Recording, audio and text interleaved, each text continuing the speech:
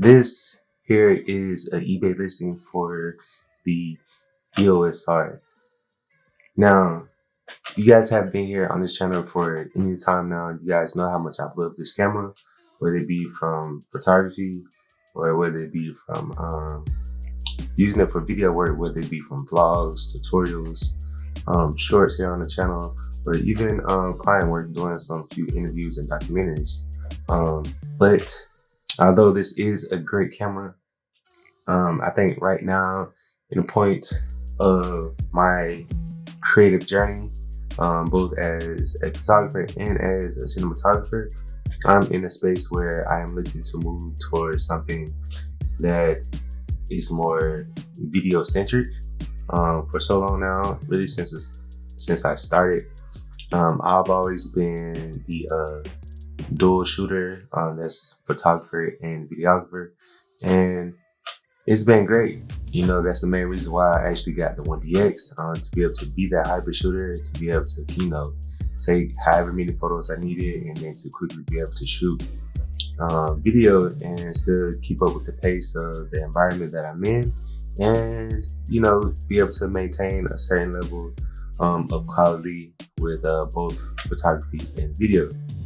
However, with that being said, I think right now I am in a space creatively where I kind of want to focus primarily on video, and thus that has led me to wanting to sell the EOS R. So by the time this video is posted, I think the bid will be ending in like 3 hours, I think. 4 hours. So yeah, it ends today at 2:16. So if you guys want to try to jump on that bidding war and pick up the EOS R, please go ahead and do so. I'm selling the EOS R, the RF50 and the cage, along with 3 batteries and the charger. So yeah, if you all are interested, link down in the description. But why am I selling the camera, and what camera am I looking at? So as I alluded to a little bit earlier, I am in a place where I'm wanting to focus more primarily on video. Thus, I'm looking for something that is quote unquote a true dedicated video camera or a cinema camera. And for a number of reasons, really, as you all know, like going back and forth between photography and video, and being that hybrid shooter, for depending on what camera you actually use, your camera is never really a set up for either just for photography or just for video.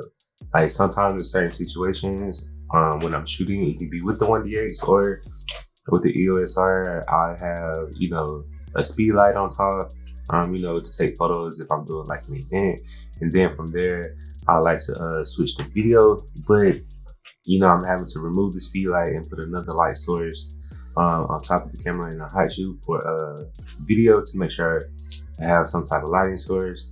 And then also sometimes, like if I am doing photography, let's say I'm doing a wedding, so like having to switch from doing photography and then throwing the camera on the gimbal, or any other situation, let's say I'm doing a commercial lifestyle shoot for a client and they want to do photography first and then video, switching between the fourth in that situation for the most part is kind of manageable, because I can kind of gauge the time as far as when I'm actually doing photography or video, or there's some type of like downtime. But oftentimes, more than not, if I am in a situation where I am doing both photo and video, I had to decide if I either want to shoot handheld or if I want to shoot 120 or if I want to put it on the gimbal. And oftentimes I can't do everything all at once, because for the sake of switching back and forth between photography and video, the accessories, whether it be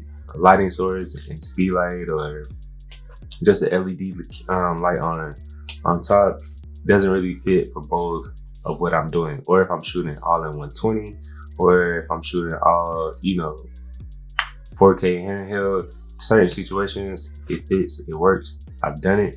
but it doesn't fit for all situations. So yeah, that's been kind of the issue that I've been running into lately as I'm doing more video work, more client work.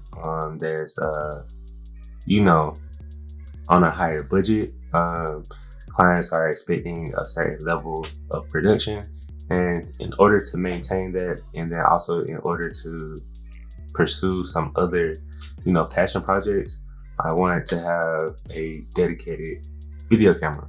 Like for the most part, for my photography and everything that I do, the 1DX, it's actually still a great camera. Like, especially when shooting, you know, in a studio setting where I'm controlling the light, or even just, you know, doing some casual lifestyle photos. Like the 1DX is still a beast. So what camera am I getting in place of the EOS R? So just real quick, just to answer the question, I haven't actually made up that decision. However, I can come over here and show you all what I've been looking at. Just kind of give you guys just a heads up on everything.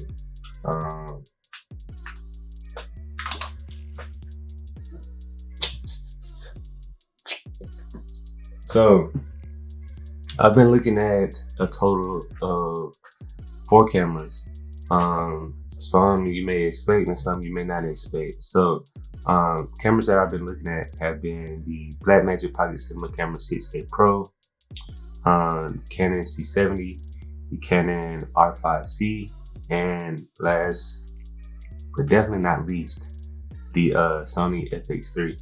Now, main reason why all of these cameras that I've been looking at, for the most part, one, I can make all of these true dedicated video cameras, right? And for me personally, all of these cameras have something, either all or the majority of them, that I'm looking for. So primarily what I want in my next camera is I want 4K DCI at 10 bit or higher. So for the most part, all of these cameras do that, and then offer, you know, some resolutions and formats that's higher than that, which is 100% great. Like, that's just, you know, additional icing on the cake. Other things that I've been looking for as far as what I want in the next camera is being able to do 120 and 4K. Some of the cameras offer it, some don't. Having log is definitely a must, which in whatever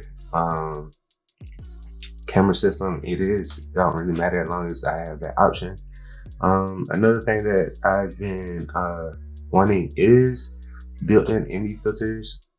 That's probably like, that's an area where I'll probably have to sit down again and, you know, make that, if that's going to be the deciding factor or not, because just off the top, you all know the FX3 and the R5C does not have built-in ND filters, whereas the C70 does, and 6K Pro also.